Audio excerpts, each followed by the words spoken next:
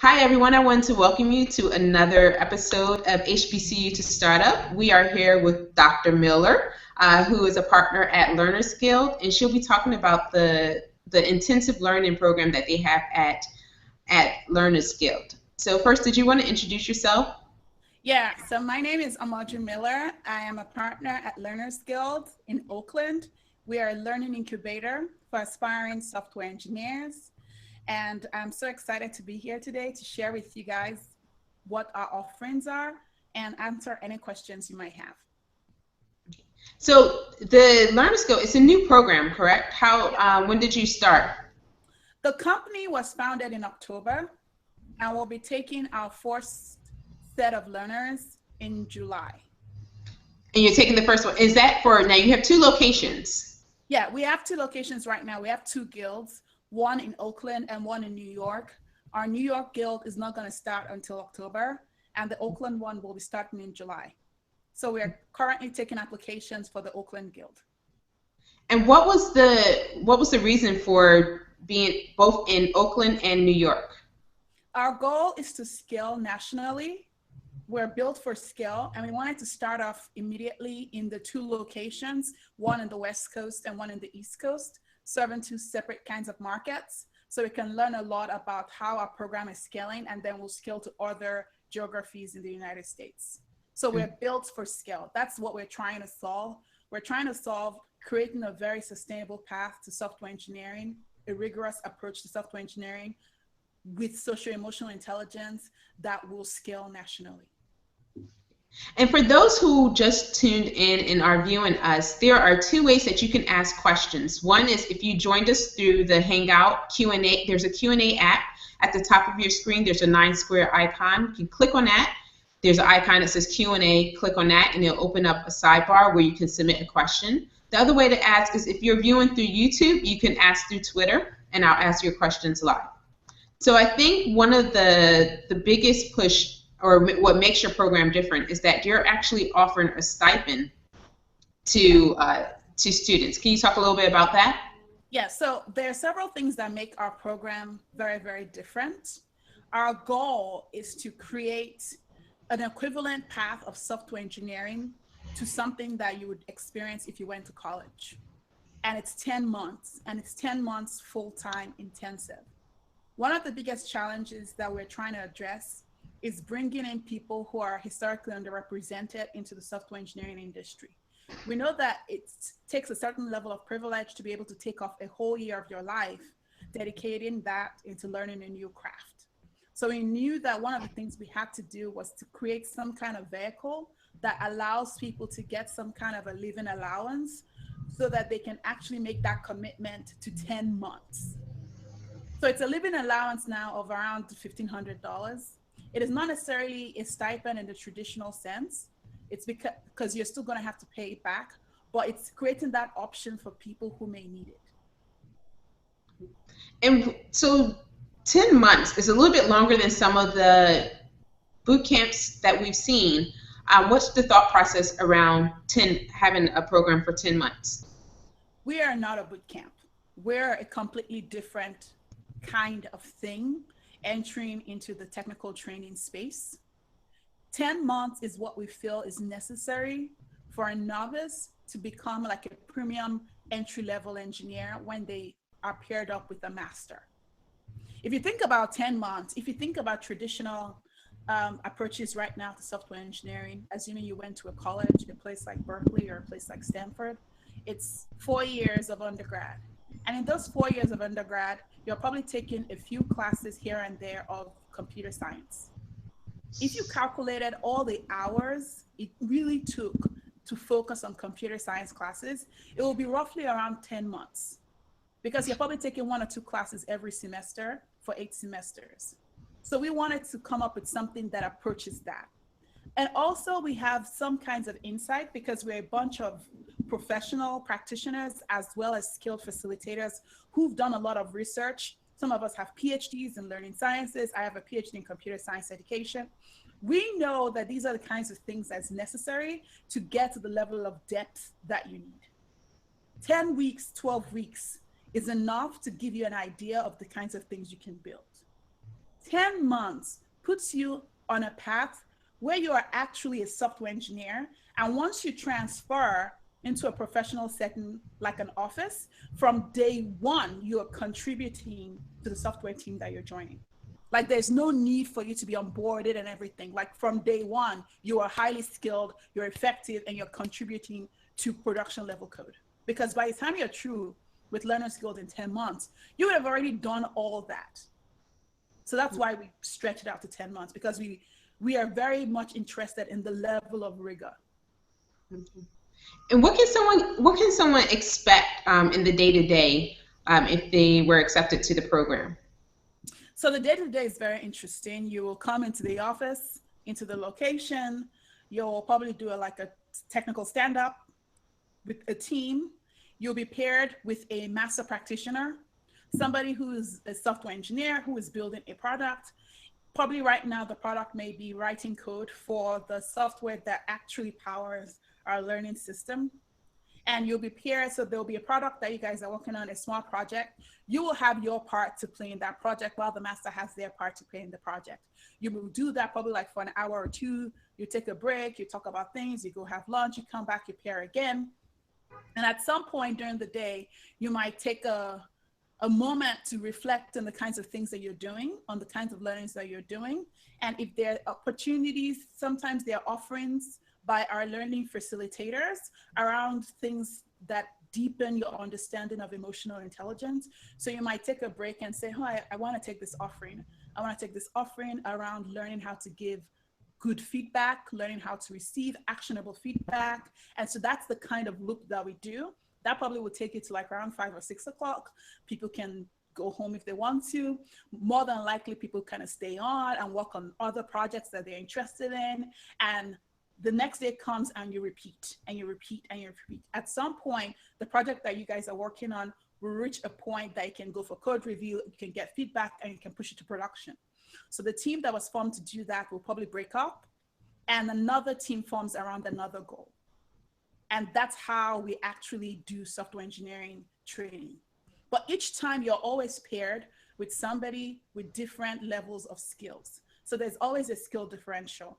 You're either the person that has the most skill in the team or the person with the lowest skill in the team. And we do that because we know that learning occurs when you are put in the zone of proximal development, when you have stretched a little bit, the kinds of things that you can do with the support of somebody else.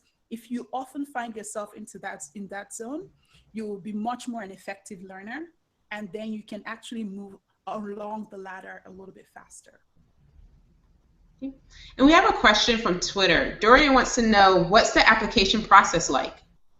The application process is threefold actually. You can go to our website, which is learnersguild.org.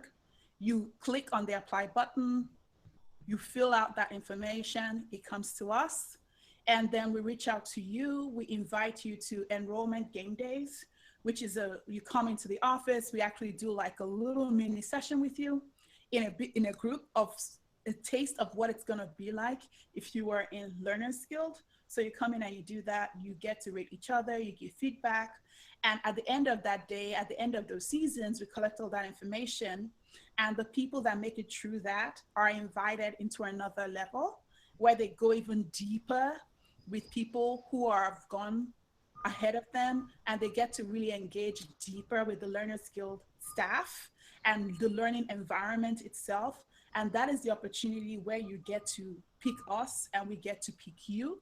If we both decide that we like this and we want to do this, then you move on to the next level, and that's when you actually get your contract, you sign your contract, and then you show up on day one.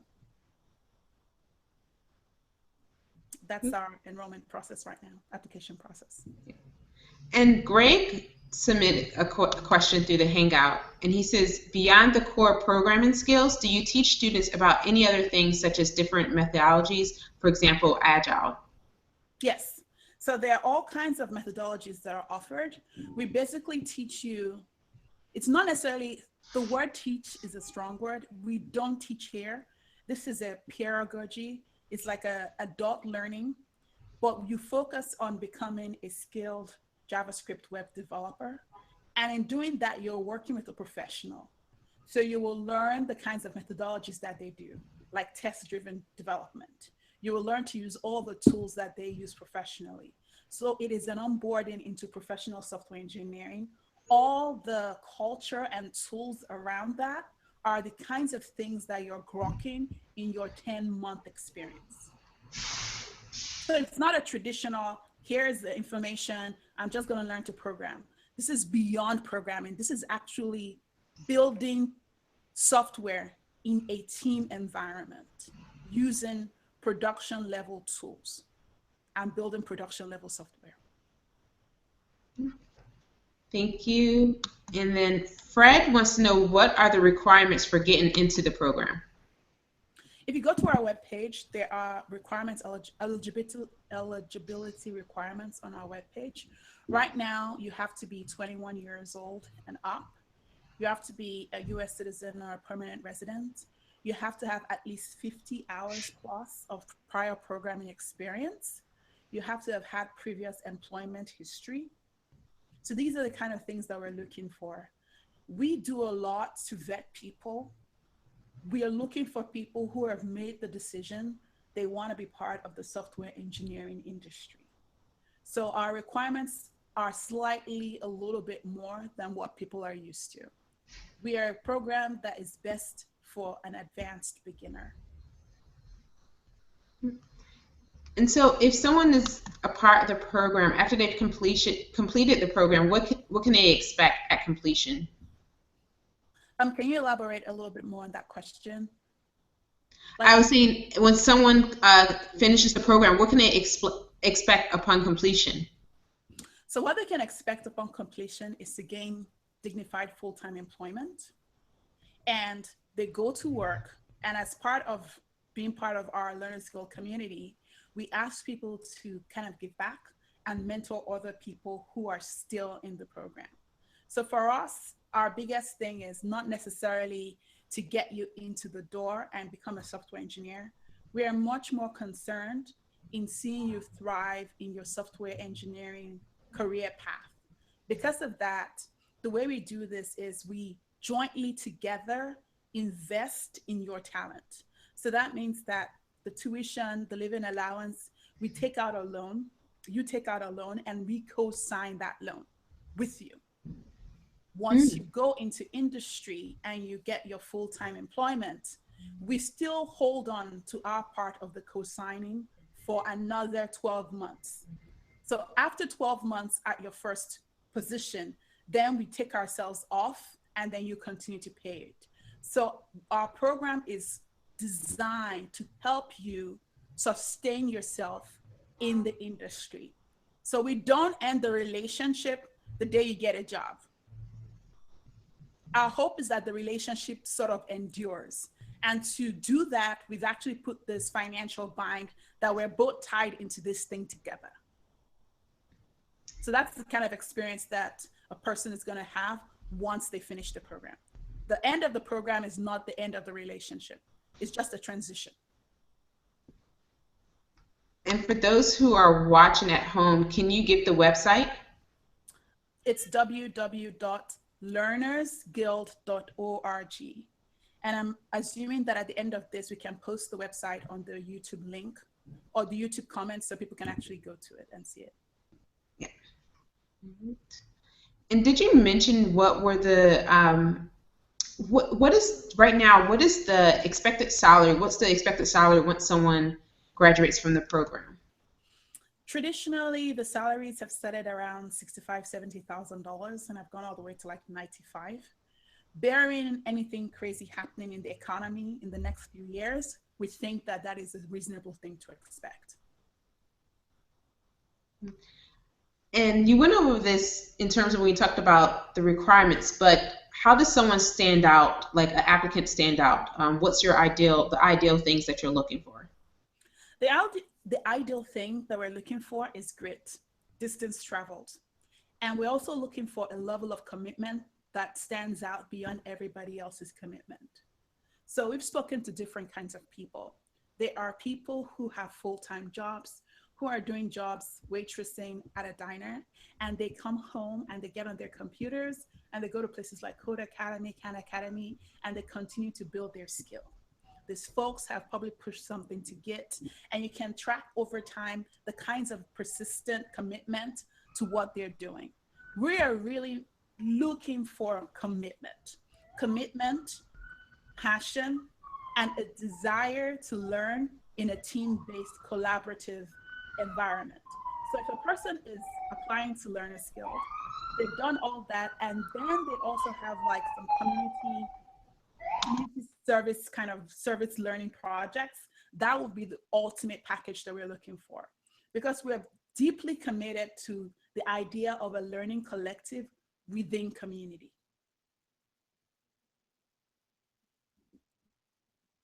So that's it. I muted myself too. There was a siren going by, so I just muted myself. Okay. And so I know we only have about 5 more minutes left in this Hangout. So if anyone has a question, either tweet it or ask through the interface. And so we just have a question coming through Greg. He wants to know, software engineering is more than just code. It's also a way of thinking about problems. What types of things do you do in your program to ensure people are improving their critical thinking skills? That is an excellent question. We've devoted enormous resources to addressing that issue. We are building a software system now that tracks how people are performing around issuing goals for themselves. And then we measure that over time to see how that is improving. If it's not improving, there are people who are there who will help you, who will intervene and help you craft a path where you can improve those metrics. So it's all around driving certain level of metrics and showing a certain level of improvement along those metrics. Understanding the critical thinking aspect of it becomes even deeper ingrained because a learner is paired with a learning practitioner who is like a master developer, so that when problems arise on the projects that they're working on together, they actually get to see a master developer go through the process of debugging the issue. And by looking at them and learning from them, they actually get to see critical thinking in practice. And over time of seeing that and mirroring that behavior, the learner over a 10-month period becomes an excellent person at learning. And a lot of that is based on understanding the effective ways of dealing with challenges around writing code. So our biggest gift to the learner is not necessarily just, I can build a system, I'm a software engineer. Our biggest gift that you get out of this program is you learn how to be an effective learner. And we have a question from Twitter. They want to know, can you elaborate on the job prospects for someone who takes your program versus a typical boot camp student? Both of them have similar job prospects. Ours is slightly a little bit better, because by the time a learner has come to our program, they're actually going to have a very credible portfolio of work that reflects the things that industry is looking for. This person might have actually contributed to open source software. This person has written code on production level systems. And our goal is that by the end of 10 months, if everything goes according to plan, you put in the blood, sweat, and tears. We put in all the support we can by giving you a learning facilitator and a learning practitioner, that you become that person that is actually sought after. You have claimed your space as a software engineer, and other software engineers outside of the Learners Guild system are interested in working with you, and they are the ones actually asking you to come join them at their companies working on their projects. Every project that we put you on, every project that you get to be part of, is a project that is not contrived, but a project that is actually real and useful for something. That is the biggest differentiator. Learners Guild is not necessarily like your school. We don't do school here. Learners Guild, the day you come in here, this is your first job. This is your first job as a web developer. The only difference is your skill level is not that great yet. You're just a very ineffective web developer. At the end of 10 months, you're a very effective premium level entry software engineer. That is the difference. This is like your first job. So when you go into industry, that is like your second job. You are not coming out of a learning program. You're coming out of a industry-ready preparedness program, and you've already started doing what it is that you're going to do. So it's just a transition. It's not like a massive cognitive leap from one to the other. And the last question is from Fred, and he wants to know what languages are you teaching? Right now, we're focusing on JavaScript. And then I know that you have a few dates and events coming up. Did you want to explain that? So we have, in less than 2 weeks, we have our first enrollment game. And it's very critical because our application process is a rolling application process, and the spaces fill up. So once we're able to get to our set of learners, it's going to stop.